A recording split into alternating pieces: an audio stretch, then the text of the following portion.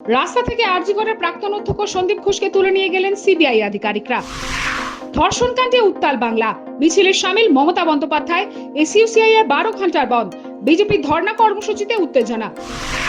3 দফায় 18 এবং 25 সেপ্টেম্বর এবং 1 অক্টোবর জম্মু কাশ্মীরে বিধানসভায় ভোট, ফল প্রকাশ 4 অক্টোবর।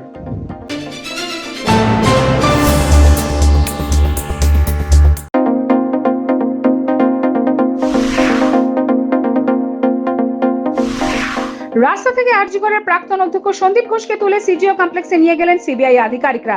তাকে গতকাল তলব করে সিবিআই, কিন্তু তিনি হাজিরা এড়িয়ে যান। এরপরেই তাকে পাকড়াও করে কেন্দ্রীয় সংস্থা। আরজি কর কাণ্ডে দোষীদের ফাঁসির দাবিতে মমতা বন্দ্যোপাধ্যায়ের মিছিল, রাজ্য জুড়ে এসইউসিআই এর ডাকা 12 ঘন্টা বন্ধের মিশ্র প্রতিক্রিয়া। বিক্ষিপ্ত অশান্তি ছাড়া রাজ্যে এই বন্ধ তেমন সাড়া ফেলেনি।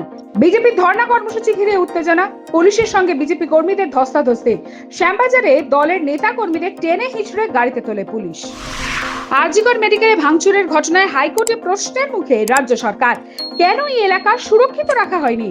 পুলিশ নিজেই যদি আক্রান্ত হয় তাহলে তারা কিভাবে নিরাপত্তা দেবে? প্রশ্ন প্রধান বিচারপতির। 100 জন মানুষ জমায়েত হল বলে খবর পাওয়া যায়, আর 7000 মানুষ এলো, কিন্তু পুলিশ কেন জানতে পারলো না? রাজ্য সরকারকে প্রশ্ন আদালতের। আরজি কর হাসপাতালে ভাঙচুরের ঘটনার পর রাজ্য সরকারের দাবি অনুযায়ী সত্যিই তা সুরক্ষিত কিনা, কোনো প্রমাণ লোপাট হয়ে গিয়েছে কিনা, সিবিআই কে এবার তা দেখে আসতে বলল আদালত। ইসরোর পালকের নয়া মুকুট, ইতিহাস গড়ল ভারতীয় মহাকাশ গবেষণা সংস্থা।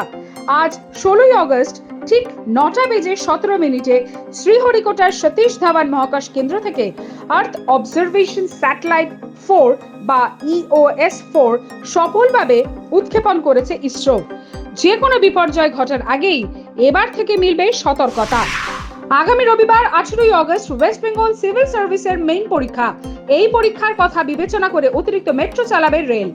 অন্যান্য দিন কবি সুভাষ থেকে দমদম এবং দক্ষিণেশ্বর পর্যন্ত আপ এবং ডাউন মিলিয়ে মোট 130টি মেট্রো চলে, কিন্তু 18 আগস্ট সেখানে আরো 8টি অতিরিক্ত ট্রেন চালানো হবে বলে জানিয়েছে মেট্রো রেল সূত্রের খবর। জম্মু কাশ্মীর নির্বাচনের দিন ঘোষণা করল নির্বাচন কমিশন। 18 সেপ্টেম্বর থেকে 3 দফায় জম্মু কাশ্মীরে বিধানসভা নির্বাচন শুরু হবে। 18 সেপ্টেম্বর, 25 সেপ্টেম্বর এবং 1 অক্টোবর মোট 3 দফায় জম্মু কাশ্মীরে ভোট গ্রহণ অনুষ্ঠিত হবে বলে জানিয়েছেন মুখ্য নির্বাচন কমিশনার রাজীব কুমার। পাশাপাশি হরিয়ানা বিধানসভা নির্বাচনের ভোট গ্রহণ 1 অক্টোবর, ফল প্রকাশ হবে 4 অক্টোবর।